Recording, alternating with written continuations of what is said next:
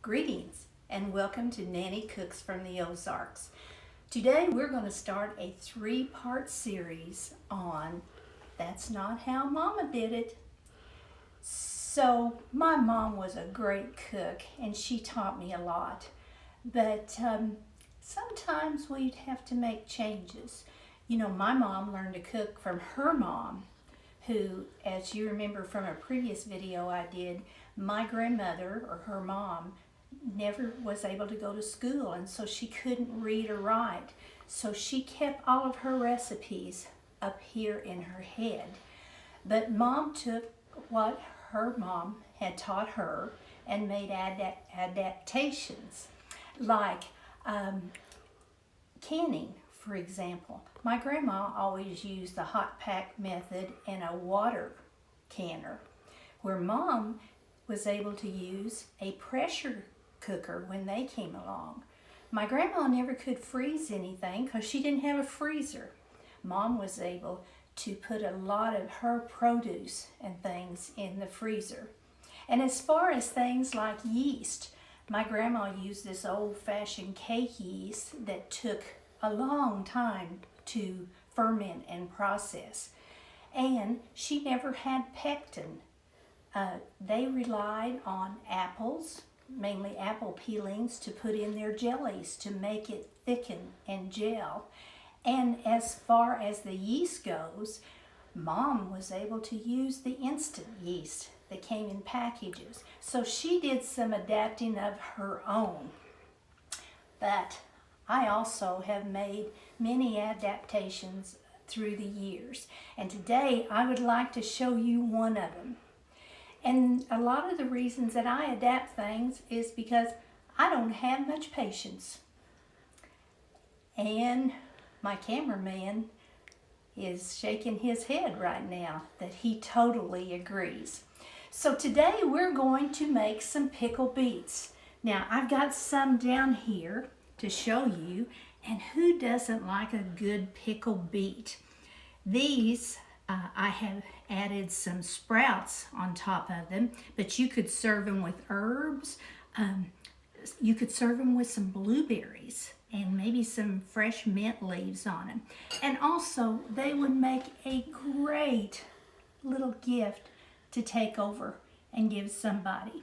But the pickled beets that we're going to make today don't have to be canned. That's the best thing. So, I'm going to show you the recipe here, but before I do, I want to give you kind of a sad story about my childhood. We always had a big garden, and included in that garden were beets.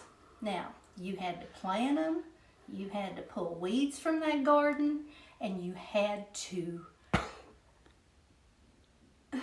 it was just a lot of work. And then when you pulled them, they were dirty, and then you would have to cook them, and the juice would run down your arms. My sister and I would have to help do that. So I'm going to show you a way that you don't have to do that anymore. Now, who doesn't like pickled beets with a good warm meal, or especially cornbread and beans with pickled beets? Yum. So this is how we start with these pickled beets. We start with purchased canned beets. Now, this is Libby's brand. You don't have to use Libby's brand. You can use any store brand that you want to use. I'm partial to the brand of Libby's because our daughter's name is Libby. So these are sliced beets. You can use the sliced beets, or you can use whole beets and cut them in quarters. I would highly recommend doing that so the juice can penetrate them well.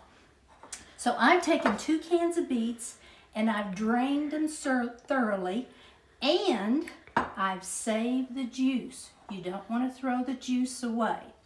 So after I drain them, I put the juice in a saucepan, and I added 1 cup of apple cider vinegar.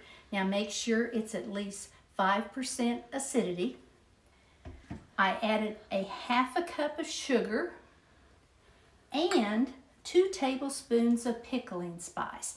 Now this pickling spice, you can find it in the spice section at the grocery store. And I like to tie the pickling spice in a little ball, is what I call it.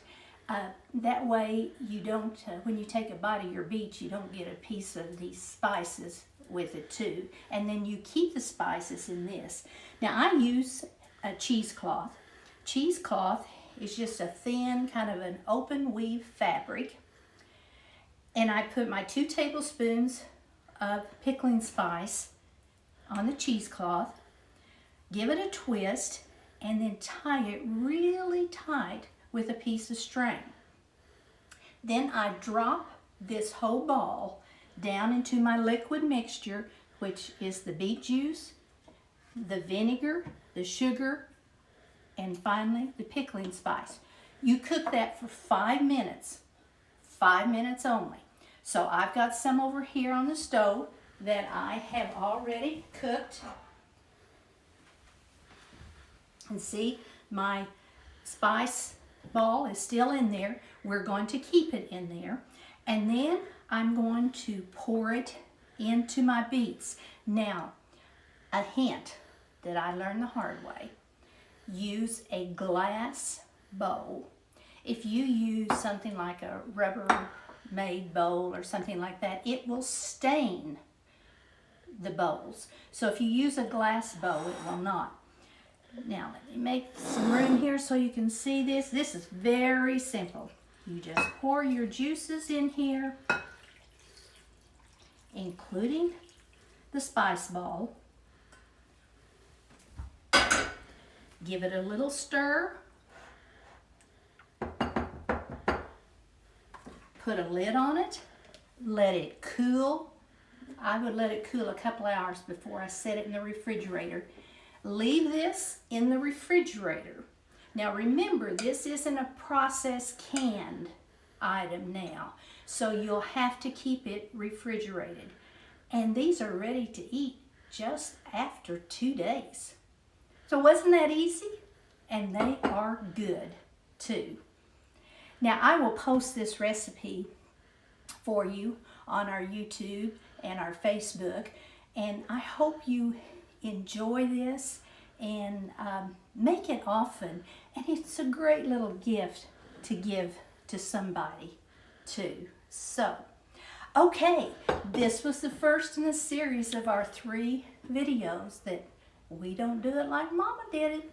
So now our next video is going to be making Mom's really good cream pie and pudding. It's good stuff. But again, we're going to streamline it. So join us for the next one. So, and before we go, I want to give a shout out to a little lady by the name of Miller. Miller is 8 years old, and her daddy, who is our dentist, says that she is an aspiring cook and loves to watch cooking videos. So good for you, Miller. I would love to meet you sometime, and maybe we can cook together. So thanks for joining us today. If this is your first time joining us, welcome. And if you're a returning guest, we're glad you came back. So you all have a good day, and don't forget to subscribe and to like our channel. And until the next time, be kind. Bye-bye.